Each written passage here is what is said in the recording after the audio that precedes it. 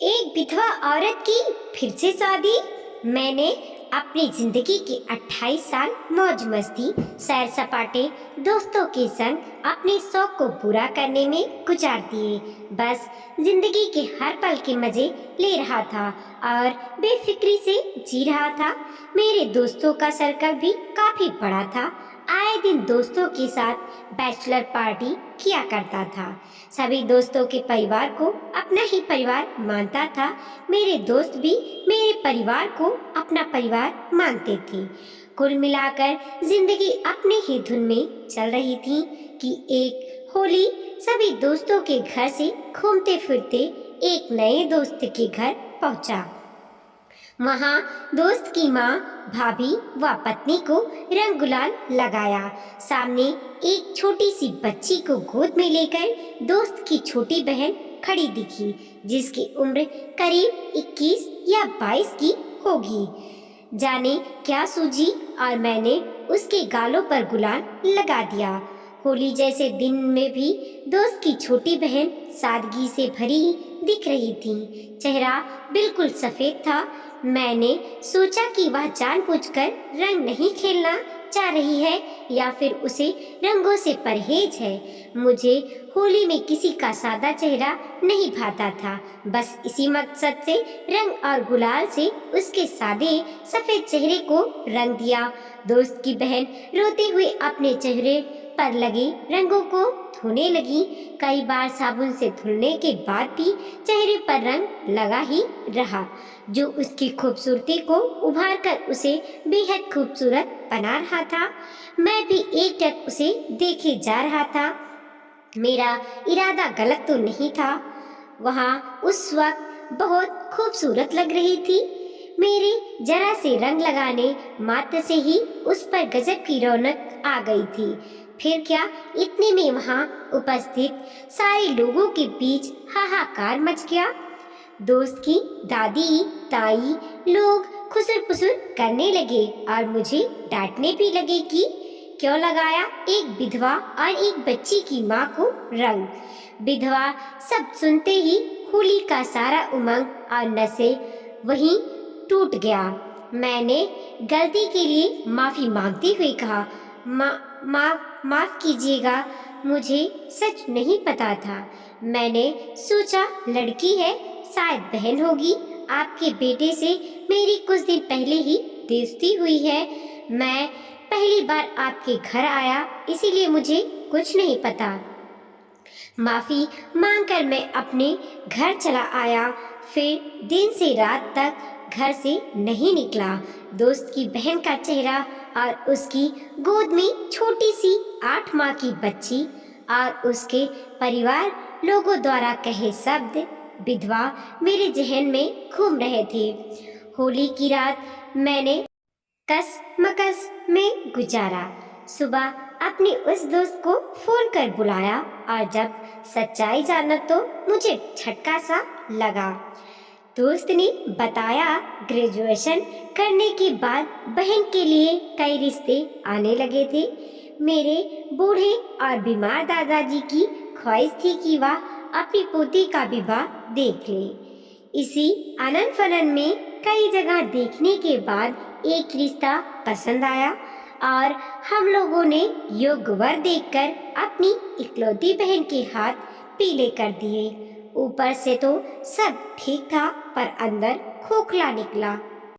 नारियल या ककड़ी तो नहीं जो अंदर से काट कर देखते। लड़का बहुत भयंकर शराबी और अय्यासी किस्म का इंसान निकला। शराब पीकर आए दिन मेरी बहन पर हाथ उठाता था।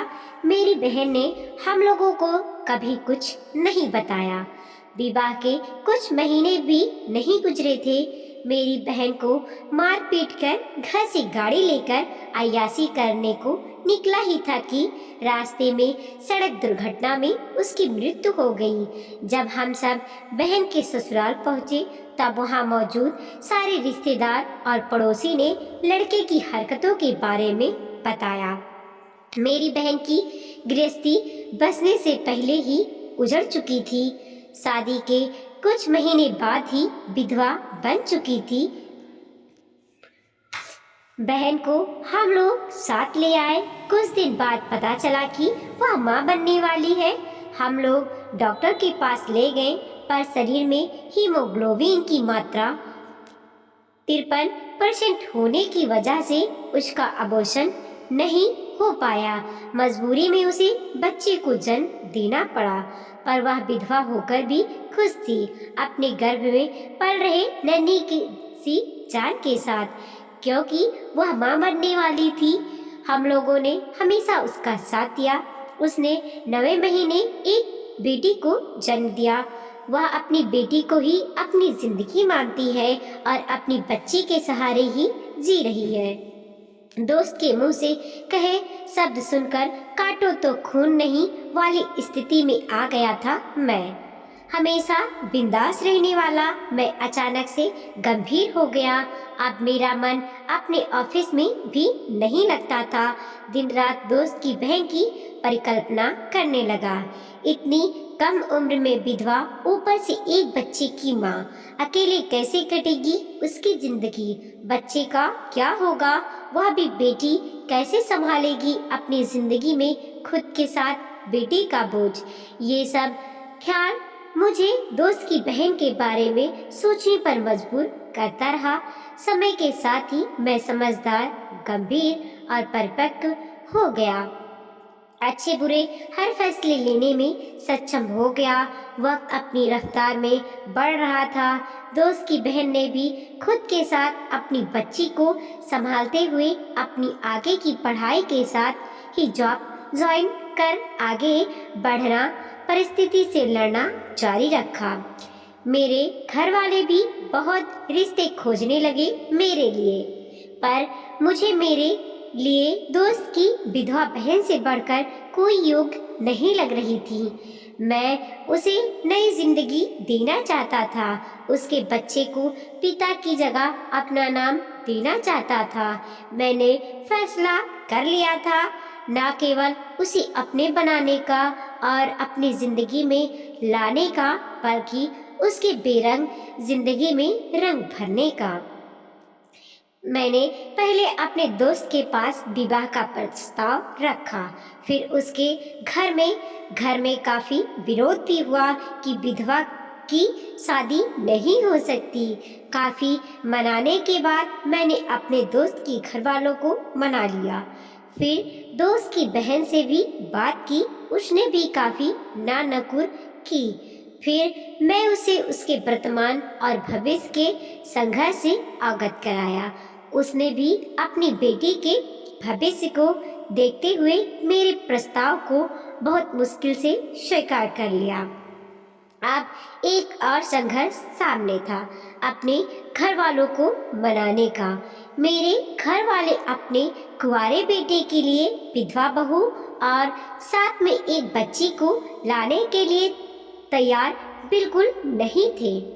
एक छोटे शहर में रहकर सबकी सोच बदलना मेरे लिए भी कठिन था, पर मैंने हिम्मत नहीं हारी। लगभग 2-3 साल की कोशिश में सब कुछ ठीक कर लिया और सादगी से हमारा विवाह मंदिर में संपन्न हुआ।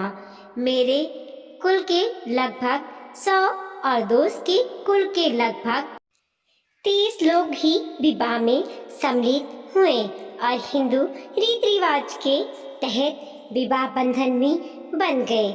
मैंने उसे मंगलसूत्र पहनाया और उसके मांग में सिंदूर भरा। खूबसूरत तो वो थी ही, मेरे सिंदूर के रंग से ही उसका चेहरा और ज्यादा खूबसूरत हो गया। मुझे सिंदूर लगाने के बाद वह पहली मुलाकात याद आ गई, जब मैंने उसके सादे से सफेद चेहरे पर होली का रंग लगाया था। आज मैं फिर से उसके जीवन को अपने सिंदूर के पक्के रंगों से हमेशा के लिए रंग कर उसे अपना बना ही लिया। हमारी शादी को 7 वर्ष हो गए। हमारा परिवार भी पूरा हो गया। एक बेटी वह साथ लाई थी, एक बेटा भी आ गया। हम लोग काफी खुश हैं एक दूसरे के साथ। आज मैं गर्व से कह सकता हूँ वो मेरी पत्नी है, अर्धांगिनी है, मेरे बच्चे की माँ है, घर की नींव है, हमारे केयर टेकर है, साथ ही साथ एक कुशल गृहिणी है। अर्थशास्त्र से पीएचडी के साथ ही एक लेखिका और प्रोफेसर भी है। उसने समय समय पर अपने हुनर के पंख फैलाकर ऊंची उड़ान भरकर सम्मान पाकर हमेशा ही मेरा सिर गर्व से ऊंचा किया है। कभी कभी मन ही मन गाता हूँ, गुनगुनाता हूँ, ये कहाँ आ गए हम यूं ही साथ साथ चलते, तेरी बाहों में ए जानम, मेरे जिस्म ओ जान पिघलती।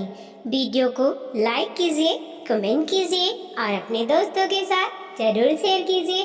चैनल पे नए हैं तो प्लीज़ सब्सक्राइब कीजिए और देखते रहिए मोटिवेशनल स्टोरी।